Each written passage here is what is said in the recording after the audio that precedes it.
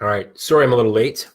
I had a story time with Quinn, so I had to read her like 17 books before it was finally time for bed. So hopefully we'll have a few people join me yet. I know it's kind of late notice, and I was past my time I committed to this, but you should be on, and I have to double check that I got sound as well, because I don't see anything just yet. So if you can hear me, hit the heart button, the like button, some sort of device that indicates that you can hear me. And then I'm going to log into my phone to make sure I can hear myself. Okay, here we are. One more step. Okay, good. So I've got this. I see comments. Sound is good. All right, perfect. All right, so let me get we're stepping it up today because I don't want to be near the baby's room. So I've got this fancy whiteboard with my chicken scratch on it. So we are talking CBL tonight. Shoot, I've got to minimize my own noise here again. All right, Joey's on. Chuck, Carl. I'm seeing a theme here. The guys that are getting the best results are the ones that show up to stuff like this. So kudos to you guys who are getting in the 15 minutes that you need to commit to this. So today we're talking CBL. This is the third of 4 live trainings. Next week, I'm going to give you kind of a game plan for moving on past this because we're already at the end next Thursday. I'll give you a few days to go through the materials again, but that's it. Halloween's on Wednesday. So carb backloading. You may or may not be familiar with this. It was, I'm not taking any credit for this. It was originated by a guy named John Kiefer. Has some quasi-science to it. There is some good stuff to it, though, too. So I don't follow his plan to the letter, but it can be effective, especially after a diet, after 3-4 weeks of a diet like you're in now, where it gets harder to lose weight. You need to kind of shock the system a bit, and this is a good way to do it. Plus, it gives you that mental break that eating the same foods tends to wear thin, right? So I don't know if you guys can see this, but there's my new GoFlex in the corner. Very proud. So first step to doing this right is no breakfast. So a lot of you guys are familiar with intermittent fasting. That's something I advocate for. If you're going to have a carb backloading day once every 10, 14 days, once a week, you absolutely have to skip breakfast on this day. You're giving yourself a bigger buffer to enjoy the carbs. So that is the main reason there. Paul, yes, Paul saw the new toy. It's a little delayed on my end, so I'll try to respond to questions as they come up a bit later than ideal. I don't know why the meat logo was so low on this shirt. It doesn't trigger the vegans when they can't even see it. So number 2 is know your numbers. So this is not a free-for-all. For a guy like, you may have seen Ron's pictures, Ron Burns, who got super lean in my program, we had to have him doing this carb backloading twice a week where he shoveled in a bunch of carbs. But that is an extreme example. That's when you get ultra lean. So if you're not ultra lean, when do you use this, right? Well, it's maybe once every 2 weeks, okay? And you still need to know your numbers. Your calories should be about times 15, body weight times 15 to 18. Primarily coming from carbs, though. That's the fun part. A minimum amount of protein, a ton of carbs, and a little bit of fat. So what kind of carbs are you doing? So let's map out a typical day of this, right? So you wake up, you skip breakfast, you fast until noon, you have maybe a chicken salad for lunch, right?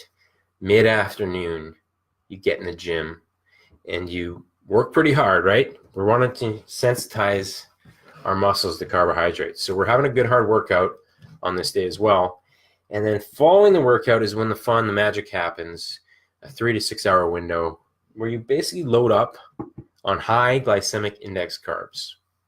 So what the hell does that mean? Well, you know, when you think low glycemic carbs, you think of oatmeals, rices, sweet potatoes, that kind of thing. And actually, that can negate the positive benefits of this because we want a quick insulin spike, not a prolonged one where you feel bloated and heavy. So what we're looking for here is kind of the kids' cereals, the low-fat pizzas, yes, pastries. And so how you do this is you pair a protein and a high GI carb, have 2 meals in that 3 to 6 hour window. My cat is opening the door here, so let me get right back to this.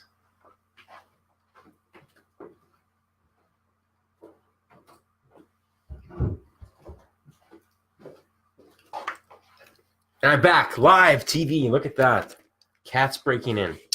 So, high GI. I've kind of touched upon this already. So it depends on how lean you are, right?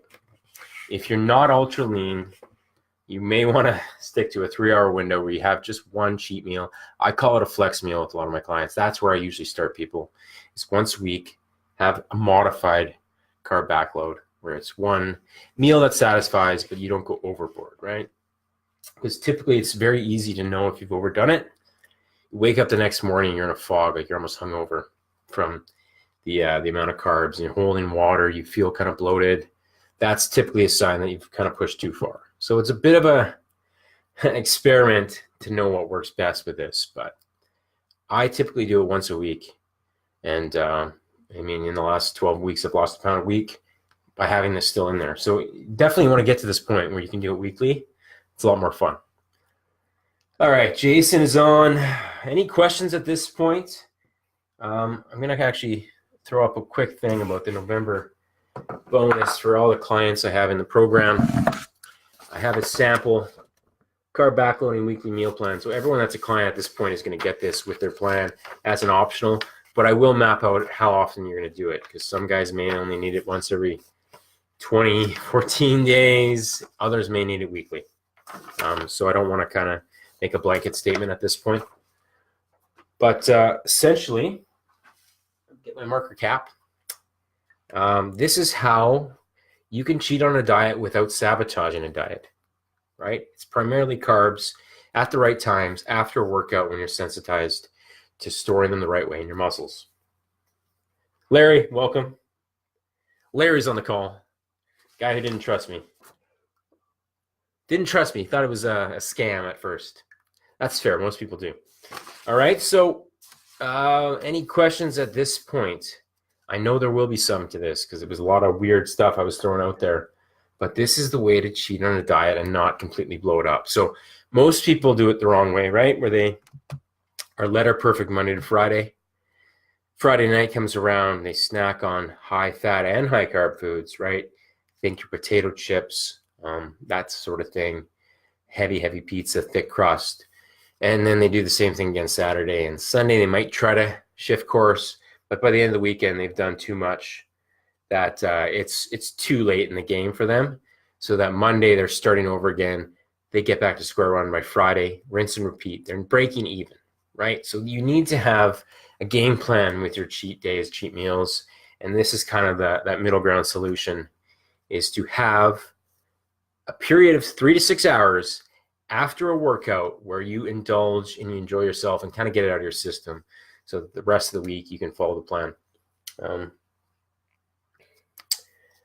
Yeah, that's a good question from Carl. If it's worth doing if you exercise late at night. It's optimal to do this in the evenings after a mid-afternoon workout. So you could pre-carb load and then have your workout, but it's not going to be as good. You're going to actually feel pretty sluggish during the workout, but it accomplishes kind of the same thing. However, with you being on keto, it's not ideal because you want to be in ketosis throughout the process and not jump out and then try to jump back in. And this could probably set you back for 24, 36 hours. So on that plan, I would steer against this. There's something called Carb Night that may work for that, but I would say not at this stage. So when you work out late, same thing. Chuck has the same question. Pre-carb load, but you start it about an hour before, then have your workout, then have another meal afterwards. 11 p.m. is very late to work out and eat. It may affect the quality of your sleep if you've got a lot of food in your system, but you can do that as well. That works. All right, any more? There was something I was missing. I wanted to make sure I get out there. Yeah, I think the main thing is if you're over 20% body fat, you're not really sensitized to carbs yet. The leaner you get, the more you are. That is when you would only do this once a week, tops. ideally once every 10 to 14 days. You kind of base it on the scale, because the next morning you're definitely going to weigh more temporarily, but you don't want to have that bloated, like your eyes are swollen shut feeling of being way over the top, right? 5-6 pounds on the scale, cool, because then you'll see that'll drop within a day or two.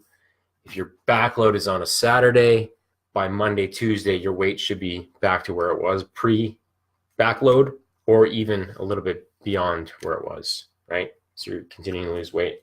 So you're tracking the scale still. Let's see.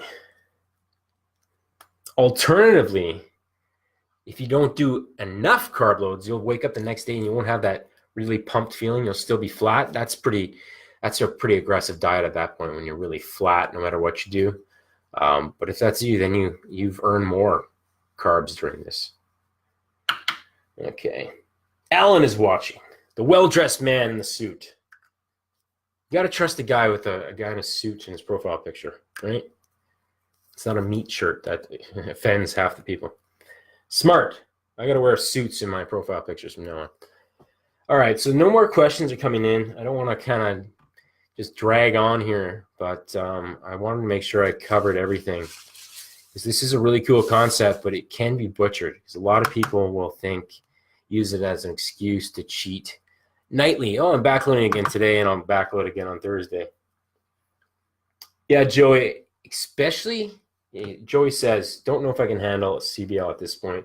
I think it's probably wise that you don't. You would be the type that would probably be okay with like a flex meal once a week, get out of your system, and then jump back on plan, because this can easily go the wrong direction. This is someone that's been dieting for a while, has a pretty good handle on their body, how it responds, and is weight training. I think that's the big key is the more muscle you have, the more carbs you can store. And it's really effective late in a diet. If you lost a lot of pounds and you're stuck, this can be that trigger to kind of push you further. But if you're just in the early stages of diet, no reason to do it. Yeah, no, this is a good point Paul is making as well. I don't want to mess this up, especially if you're just getting those bad foods out of the house and you know you're the type that's going to, go on a 48-hour bender of Twinkies. If you start eating this bad food again, it's highly palatable.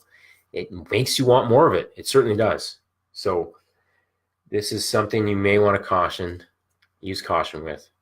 And I like that that's coming up, because people love the idea of a cheat day, but a cheat day can completely sabotage a diet if it's not done the right way. So if there's more questions about that, Tony is on. I haven't seen Tony around for a while. He's in the diet bet, so he's got to step up his game.